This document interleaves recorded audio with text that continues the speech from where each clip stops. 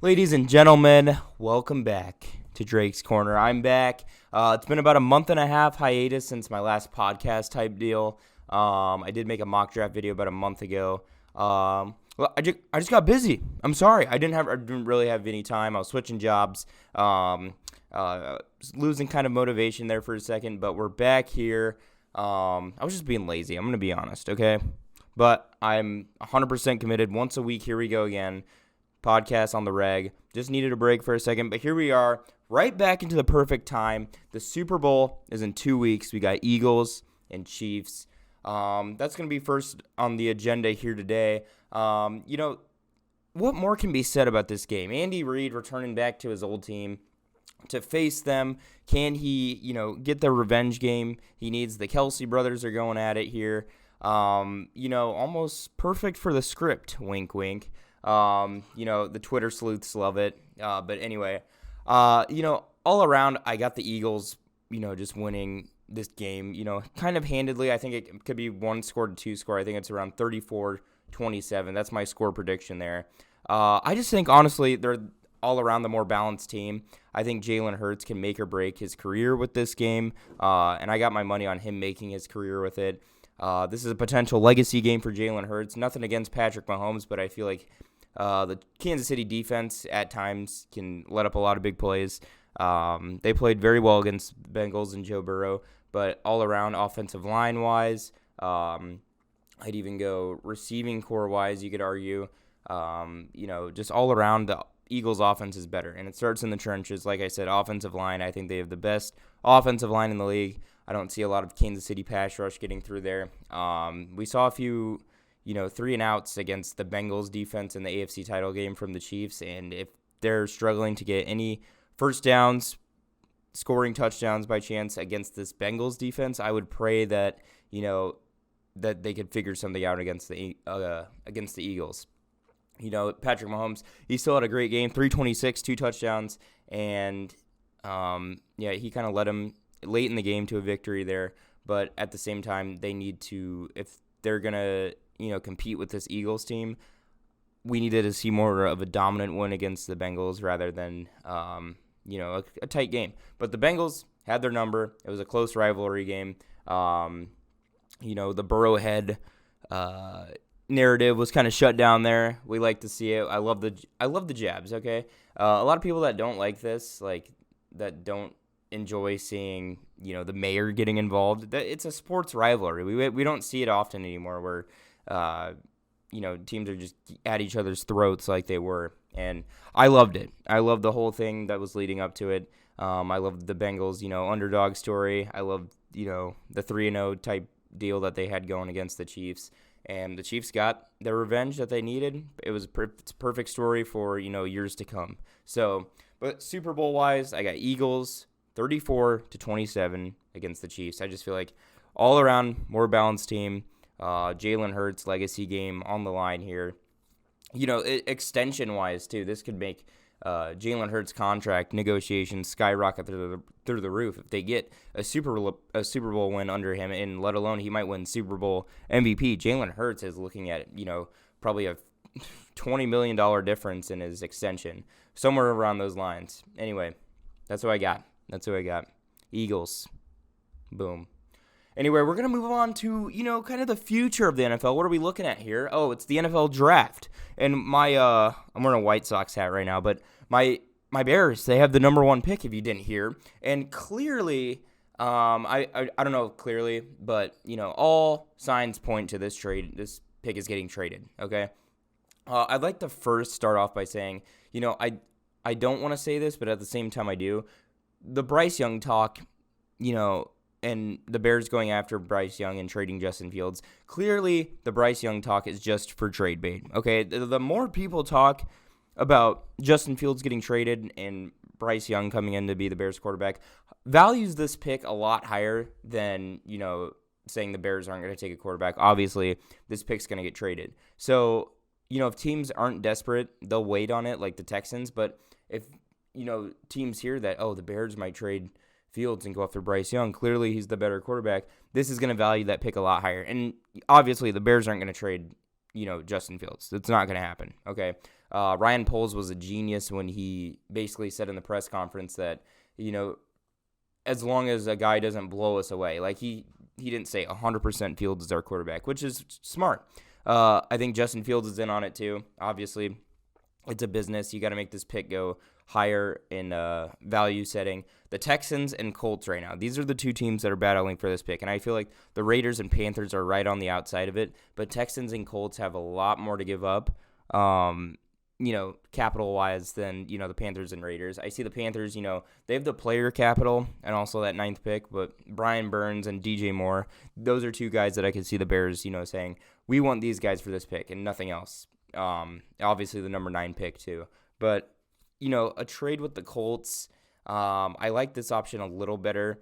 They're desperate for a franchise quarterback, and they have, team needs that the Bears desperately need. D-tackle, DeForest Buckner, wide receiver, Michael Pittman Jr. They have young pieces and picks to go along with it, and I'm certain that the guy that the Bears should get, Will Anderson, will still stick there at number 4. Also, the Texans. Here's what I liked about them. They don't have any players I want whatsoever. But they have the number 2 pick and the number 12 pick. The number 2 pick would secure Will Anderson. If they trade along the number 12th, then the 12th pick along with it, Jackson Smith and Jigba, wide receiver, Ohio State, will be right there. And or Peter Skoronski from Northwestern, offensive tackle. So from that 12th spot, there's a lot of areas where the Bears might even trade back with that number 12 pick too and get a lot more capital there as well. So there's a ton of options. The Raiders are another solid option to trade back with as well. They have Devontae Adams and a pick a little behind them, as well. So, and the Bears could go after that. The heist of a century is on the line here for Chicago. They could just absolutely pull off a heist with this number 1 pick. And they're the youngest team in the NFL. The difference between most number 1 picks in this Bears squad is that they have their franchise quarterback. And I love the talk behind it. I love the Bryce Young talk. It just makes that pick even higher. And obviously, Bears aren't trading Justin Fields. Anyway, this pick is going to be a historic just trade waiting to happen.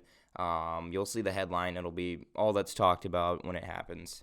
Anyway, I have an NFL awards prediction right here for you guys right now. NFL awards.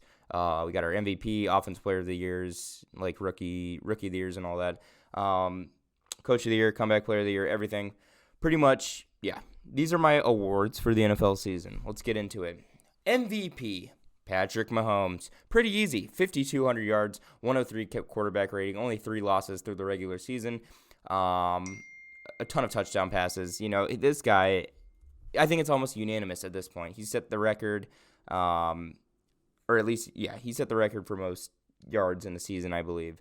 And, it just doesn't get better for him. And especially with Tyreek Hill being gone, this being his first year and still putting up the same numbers, obviously adds value to a team. Most valuable player, Patrick Mahomes. Offensive Player of the Year, Justin Jefferson. Set receiving numbers as well. When you talk about value to a team as well, I don't think Kirk Cousins' passing stats nearly gets the credit that Justin Jefferson brings to the table.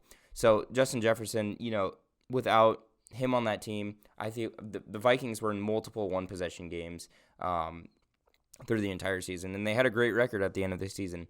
I see them being, a top 7 pick without Justin Jefferson on that team. Top 7 in the draft.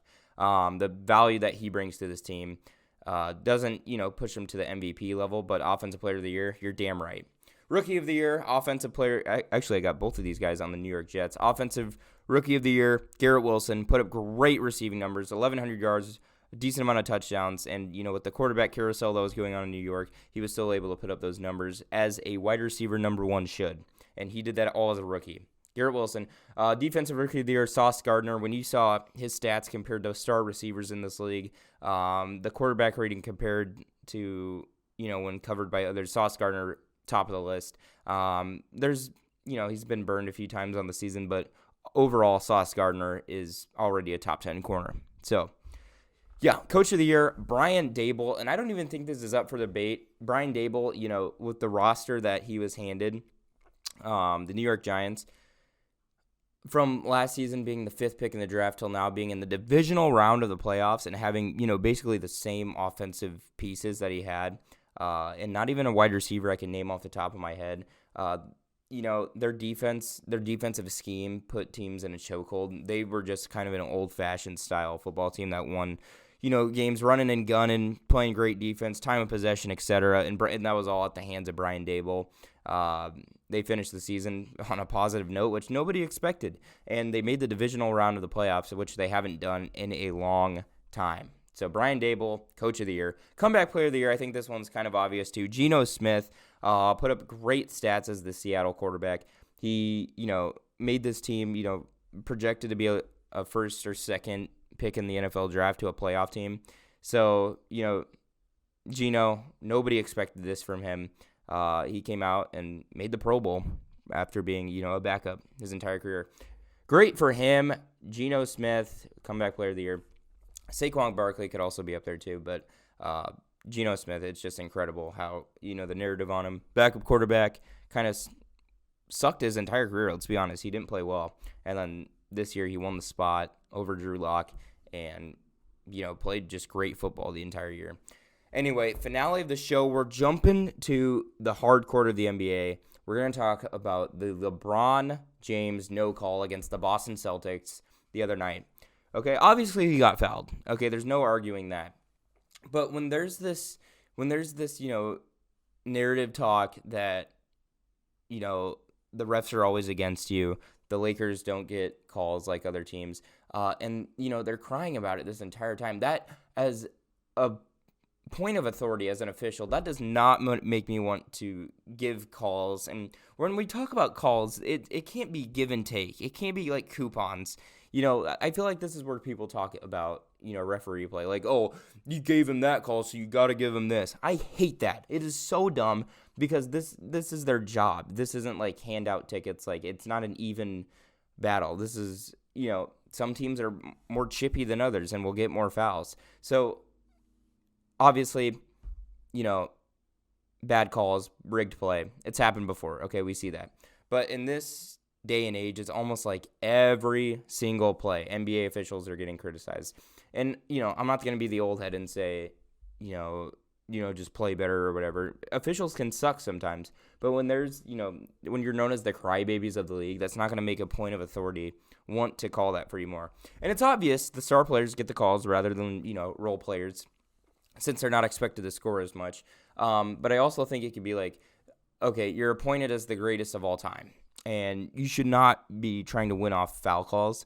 But at the same time, like, it's LeBron. You expect him to get to the rim, so, the sight has to be set on him, okay? Does LeBron get the superstar treatment anymore, like guys like Durant, Tatum, Curry, when, it's guys like that get the calls all the time. We get that.